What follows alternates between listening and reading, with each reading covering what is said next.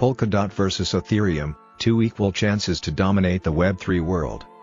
For most casual digital asset investors, the Ethereum 2.0 upgrade promises to be a game-changing event that will improve efficiency, reduce network costs and propel the entire blockchain and crypto space closer to a Web3 reality. Ethereum has been struggling with a lack of scalability and skyrocketing gas fees, and since it serves as the largest smart contract and DApp development platform, the move to a more reliable and scalable proof-of-stake (POS) blockchain will be a welcome reprieve. Unbeknownst to most casual investors, however, Polkadot's Substrate platform has been making massive inroads in the development of a parallel decentralized internet infrastructure that many believe will eventually eclipse Ethereum's. Related, the Polkadot architecture and introduction to the Substrate infrastructure.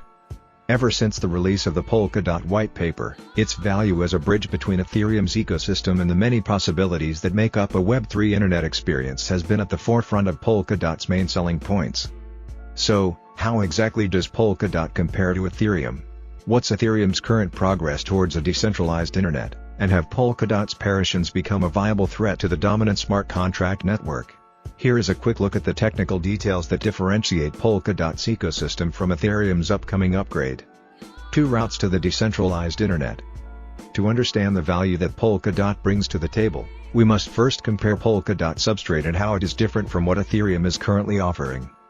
There is no denying that, at one point, Ethereum was considered a revolutionary technology and a sought-after platform for DApp development.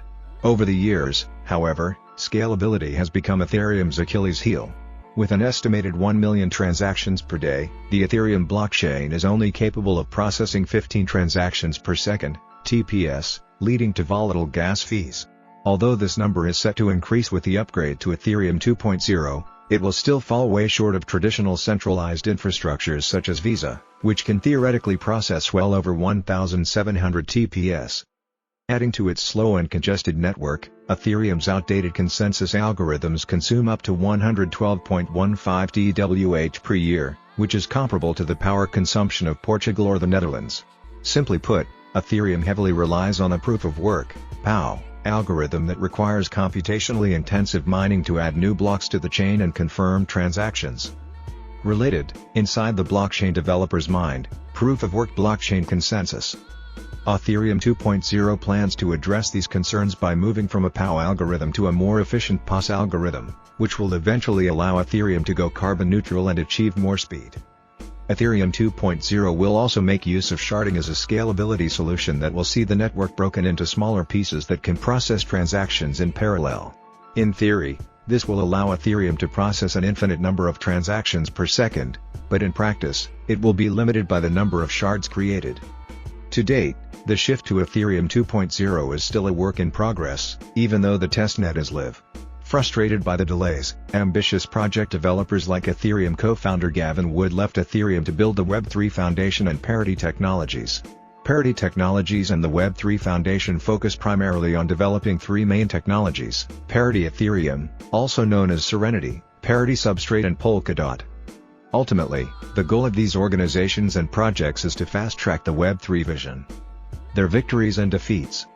As a core blockchain infrastructure company, Parity Technologies provides several tools and software that allow developers to launch their blockchains quickly and easily. The Parity Substrate is a toolkit for building custom blockchains from the ground up, and it powers some of the most popular blockchains in the world, such as Polkadot, Kraken, and Chainlink. Parity Ethereum, on the other hand, is the software that runs Ethereum 2.0 clients such as Geth and Prism. Parity's main contribution to Polkadot is the Substrate framework, which is used to build custom blockchains or parachains on top of the Polkadot relay chain. Related, how Polkadot's parachain auctions make a decentralized Web3 possible. Compared to Ethereum's existing system as well as its upcoming sharding framework, Substrate is very modular and allows for custom blockchains to be built. Developers can pick and choose the features they want for their parachains down to the degree of technical difficulty they can handle. Here are some examples of how the functions of blockchains built with Substrate can differ. Zeitgeist has prediction markets, similar to sports betting or betting on what the weather will be like next week, and uses them for on-chain governance. Kilt is a highly complex system for decentralized identifiers, DIDs, with the goal of bringing identity to Web3. Subsocial is made up of two communicating Substrate blockchains with social interactions built into the code, a palette for making posts, another palette for comments, another palette for reactions, etc. As a result, Substrate allows users to assemble a few palettes and launch their chains in less than an hour, which is far easier than starting from scratch. In the future, they may be far superior to Ethereum at completing specific tasks. Furthermore, they can still communicate easily using XCMP, a cross-consensus message format developed for Polkadot that allows interaction between networks that share the same relay chain. Substrate also provides developers with a library of modules that can be used to create compatibility between new blockchains and legacy chains such as Bitcoin and Ethereum. What's more, you don't even need to create blockchains that connect to Polkadot while using Substrate. Simply put, any developer can use Substrate to create forkless blockchains that can upgrade without the need for hard forks and on any ecosystem outside Polkadot or Ethereum. In terms of validators, Polkadot uses a Nash equilibrium staking game that incentivizes validators to behave in a way that is best for the network as a whole. This is different from Ethereum's current emphasis on rewarding miners for their efforts, which often leads to centralization and high barriers to entry. The Polkadot relay chain is also designed to be much more scalable than Ethereum's, with the ability to process around 1,000 transactions per second as compared to Ethereum's measly 15. Perhaps the only chink in Polkadot's armor is the fact that Parity Technologies did have a major security breach in its multi-sig wallet software back in 2017, when more than $30 million worth of ETH was stolen from several multi-sig wallets. Not confrontation, but complementarity. When it's all said and done, Polkadot is a complementary platform to Ethereum, as both blockchain ecosystems strive towards the same goal of delivering a fully decentralized World Wide Web. While Polkadot boasts a ton of features and improved capacity, it is still in its nascent stages, with only a handful of applications, Moonbeam and Moonriver, running on its network.